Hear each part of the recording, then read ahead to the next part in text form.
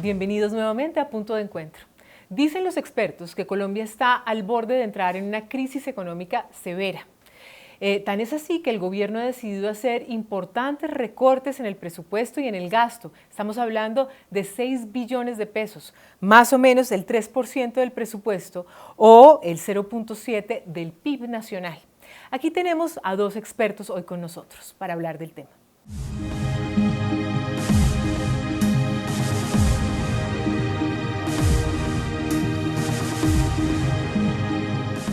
Doctor José Manuel Restrepo, ¿por qué estamos en este punto? ¿Cuáles han sido las circunstancias que han determinado que hoy estemos en una situación donde estemos obligados a hacer estos recortes y que el gobierno se vea obligado a hacer esto? Yo creo que hay dos razones fundamentales para llegar aquí. Y una de esas razones es lo que podemos denominar un choque internacional muy fuerte, que fue la caída de los precios internacionales del petróleo. A nadie se le puede olvidar que el petróleo representó el 50% de las exportaciones, 18% de ingresos fiscales y hasta 7% del PIB. Si ese producto cae a menos de la mitad en su precio internacional, pues naturalmente hay un impacto en el crecimiento, hay un impacto en las exportaciones y hay un impacto evidente en los ingresos fiscales. Y en el presupuesto también que se planteó, ¿no? Al reducirse los ingresos fiscales, lo que venía teniendo el país es que se venía montando sobre un tren de gasto e inversión pública que lo estaba financiando con unos impuestos que eran coyunturales, se volvieron estructurales porque hay que financiar ese gasto, y hoy en día lo que tenemos es una situación muy difícil, es una situación de déficit fiscal en donde los ingresos más importantes del país ya no los tenemos y nos enfrentamos entonces a la necesidad de una salida en el frente fiscal muy delicada. Bueno, entonces, cuando se asumen estas medidas o se identifican estos recortes, ¿qué impacto va a tener sobre el bolsillo del colombiano, sobre las políticas públicas sociales de enorme envergadura? ¿Cuáles son las decisiones que tiene que tomar el Banco de la República, doctor Echavarría?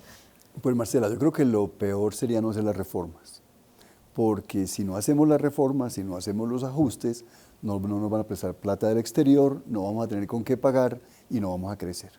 Lo peor que le puede pasar a la población colombiana, sobre todo la más vulnerable, la que usted menciona, es que el país siga creciendo al 2,5%, 3%. Eso no es suficiente para seguir reduciendo pobreza, para mejorar Gini, etc. Como decían ahora, ya el desempleo volvió a subir y va a seguir subiendo. Si el país crece al 2,5%, 3%, vamos a tener cifras de desempleo cada vez peores. ¿Y qué va a pasar con las tasas de interés? Entonces el Banco de la República está en un dilema muy complicado, que es que la inflación está en 7, la economía no está creciendo y el banco tiene como última meta la inflación, como su meta por excelencia. El banco está en un dilema muy complicado porque si no sube tasas, la gente piensa que la inflación va a ser muy alta todavía en 5 años. Los mercados de futuros están diciendo que la inflación va a continuar muy alta, 4 o 5% a 5 años. Al banco le toca disuadir a la gente y decirle, vamos a hacer nuestra tarea, y eso no es una tarea grata, porque cada que el banco sube tasas, la economía crece aún menos. Correcto.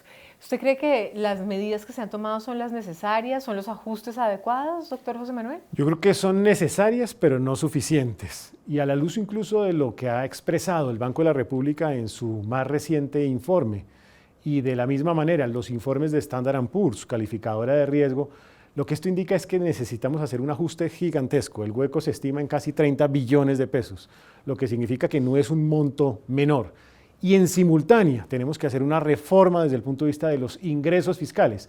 Así no le guste a la gente, tiene que haber una reforma tributaria en este país. ¿Usted cree que podemos perder el grado de inversión, doctor José Manuel? Yo creo que de no hacer los ajustes que tenemos que hacer, y ojalá metiendo lo más pronto posible la reforma tributaria al Congreso de la República para no aprobarla a la carrera cerrando el año, si no hacemos eso, correríamos el riesgo de perder el grado de inversión. Correcto, y sobre todo en un momento donde estamos firmando la paz, hay una serie de desafíos en materia de posconflicto. Entonces, si las reducciones se hacen en materia social, como la vivienda gratuita, como en temas económicos, como también asistencia social a los sectores más vulnerables de la población, es decir, tener suficientes recursos también para asumir los retos que trae consigo ese periodo de posconflicto. ¿Cómo vamos a hacer?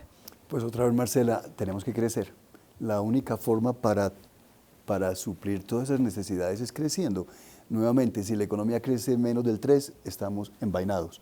¿Y qué hay que hacer para eso? Yo he dicho en otros foros que 3% de pronto es una buena tasa para hacer reformas. Sí. Si el país crece al 6%, ¿para qué las hacemos? Si crece al 0%, estamos en una crisis como la de Brasil. O sea que el 3% nos hace ponernos las pilas, digamos. 3% puede ser la cifra clave para que se hagan las reformas. Invitar a exportar. Invitar a exportar, que hasta ahora no nos ha ido muy bien.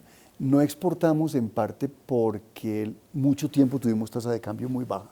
Las empresas estuvieron golpeadas y en parte también porque las empresas importan más de lo que exportan hoy, en parte por esa revaluación del pasado. Hoy no tenemos una oportunidad interesante para que nuestra industria se reactive y efectivamente busque escenarios de exportación y de insertarse al escenario internacional económico. Yo creo que desde el punto de vista de la industria, seguramente tendríamos oportunidades, pero el camino tiene que mejorarse por varios frentes. La industria no es competitiva en varios costos, en costos de energía, no es competitiva tampoco en costos de infraestructura y logística. No es competitiva en los costos mismos del tema tributario, porque la reforma tributaria última fue nefasta para la competitividad del sector empresarial. No es competitiva en varios frentes. Si nosotros no ajustamos esos frentes de acción, va a ser muy difícil realmente competir en ese sector, creo yo. Bueno, ya ven ustedes, hay muchos desafíos. En lo económico, por supuesto, pero es que la variable política también determina las decisiones que toma este gobierno. Y según lo que nos dicen nuestros expertos, hay que asumir esos riesgos y hay que tomar las medidas importantes para hacer los ajustes necesarios y poder lograr estimular ese crecimiento económico. Entonces, muchas gracias y hasta la próxima en Punto de Encuentro.